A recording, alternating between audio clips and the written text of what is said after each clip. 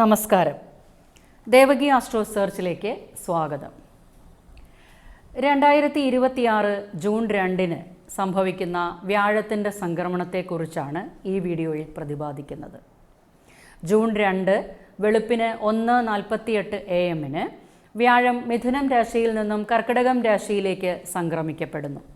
അതായത് 1201 ആണ്ട് ഇടവം 19-ാം തീയതി ചൊവ്വാഴ്ച മൂലം നക്ഷത്രത്തിൽ ചന്ദ്രൻ നിൽക്കുമ്പോഴാണ് വ്യാഴം സംക്രമിക്കപ്പെടുന്നത്. കർക്കിടകം രാശി എന്നാൽ വ്യാഴത്തിൻ്റെ ഉച്ചരാശിയാണ്.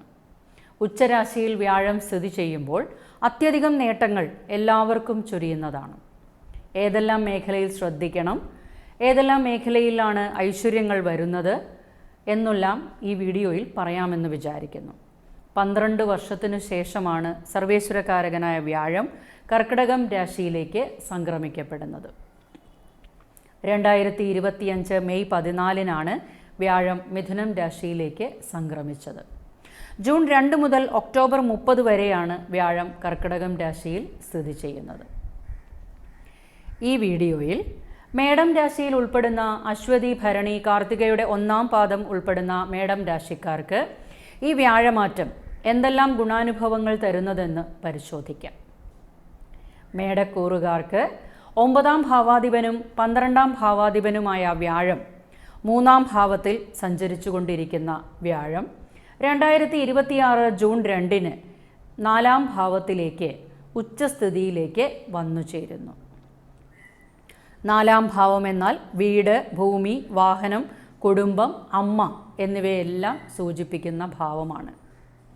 9-ാം ഭാവം ഭാഗ്യഭാവം.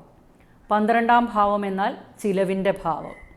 കുടുംബത്ത് ഇപ്പോൾ അനുഭവിച്ചു പോന്നിരുന്ന പ്രശ്നങ്ങൾക്കെല്ലാം ഒരു പരിഹാരം കണ്ട് മുന്നോട്ടു പോകാനാകും. സന്തോഷവും സമാധാനവും നിലനിൽക്കും. വീട് മാറി താമസിക്കുന്നതിനും വീട് പുതുക്കി പണിയുന്നതിനും പുതിയ വീട് വാങ്ങാൻ ആഗ്രഹിക്കുന്നവർക്കും ആഗ്രഹം സാധിക്കും.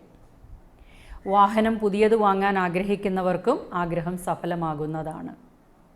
വസ്തു ക്രയവിക്രയം ചെയ്ത് ഗുണാനുഭവങ്ങൾ ലഭിക്കുന്നതിനും പുതിയ വസ്തു വാങ്ങാൻ ആഗ്രഹിക്കുന്നവർക്കും ആഗ്രഹം സാധിക്കും. റിയൽ എസ്റ്റേറ്റ് ബിസിനസ് എല്ലാം ചെയ്യുന്നവർക്ക് വളരെയധികം ഗുണാനുഭവങ്ങൾ ലഭിക്കുന്ന കാലഘട്ടമായിരിക്കും.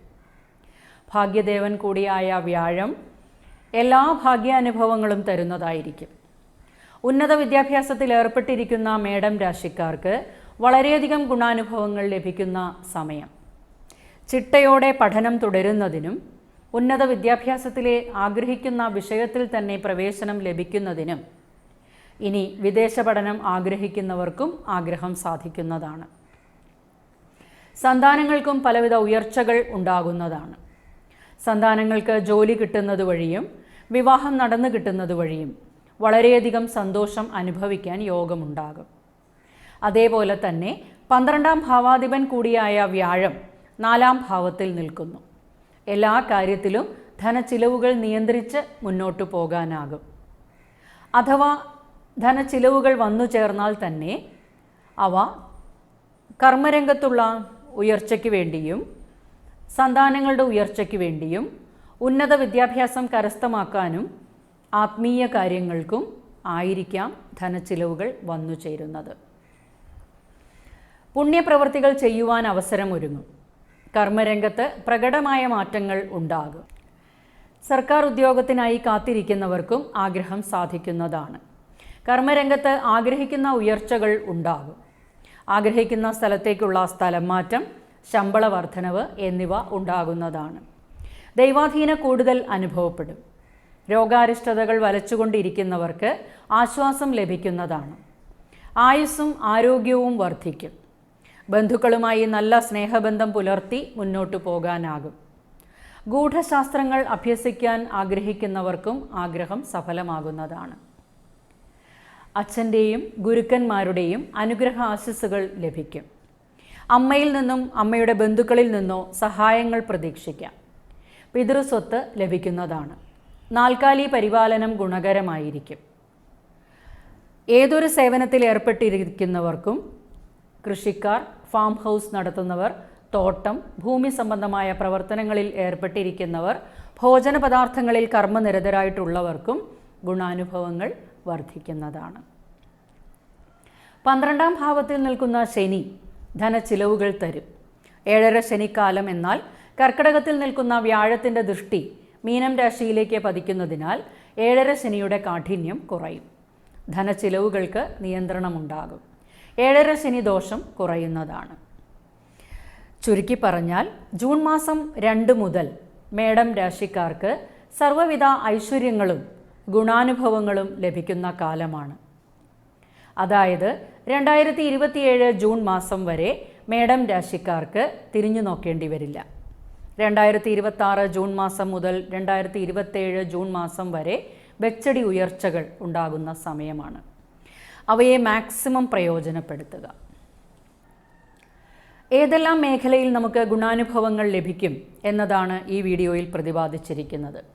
മറ്റു ഗ്രഹങ്ങളുടെ സ്ഥിതിയും ഗ്രഹമാറ്റവും കണക്കിലെടുത്ത് മാസഫലങ്ങളിൽ ഉൾപ്പെടുത്താറുണ്ട്. യഥാസമയം നോട്ടിഫിക്കേഷൻസ് ലഭിക്കുന്നതിനായി ചാനൽ സബ്സ്ക്രൈബ് ചെയ്യുക. എന്നാൽ സ്വന്തം ഗ്രഹനിലയിൽ വ്യാഴത്തിൻ്റെ സ്ഥിതി അനുകൂലമല്ലാത്ത അവസ്ഥയാണെങ്കിൽ ചില ബുദ്ധിമുട്ടുകൾ ഉണ്ടായേക്കാം. നവാംശത്തിൽ വ്യാഴത്തിൻ്റെ സ്ഥിതിയും പരിശോധിച്ച് ഇപ്പോഴത്തെ ദശയും അപഹാരവും അറിഞ്ഞ് യഥാവിധി വഴിപാടുകളും സമർപ്പിച്ച് മുന്നോട്ടു പോകേണ്ടതുണ്ട്. അതിനെക്കുറിച്ച് കൂടുതലായി അറിയുന്നതിന് എൻ്റെ വാട്സാപ്പിലേക്ക് നിങ്ങളുടെ ജനന തീയതി, ജനന സമയം, ജനന സ്ഥലം എന്നിവ അയയ്ക്കുക. വിശദമായി നോക്കി വിവരങ്ങൾ അറിയിക്കാം. വ്യാഴത്തിൻ്റെ സ്ഥിതി അനുകൂലമല്ലാത്തവർക്ക് ദൈവാധീനം നേടിയെടുക്കേണ്ടതുണ്ട്. ജ്യോതിഷപരമായ സംശയങ്ങൾക്ക് എൻ്റെ വാട്സാപ്പിലേക്ക് ഡീറ്റെയിൽസ് ടെക്സ്റ്റ് ചെയ്യാവുന്നതാണ്. വീഡിയോസ് മാക്സിമം ഷെയർ ചെയ്തു കൊടുക്കുകയും വേണം. വീഡിയോ ഇഷ്ടമായ ലൈക്ക് ചെയ്യാനും അഭിപ്രായങ്ങൾ കമൻറ്റ് ബോക്സിൽ രേഖപ്പെടുത്താനും മറക്കരുത്. അടുത്തൊരു വീഡിയോയുമായി ഉടൻ തന്നെ എത്തിച്ചേരാം.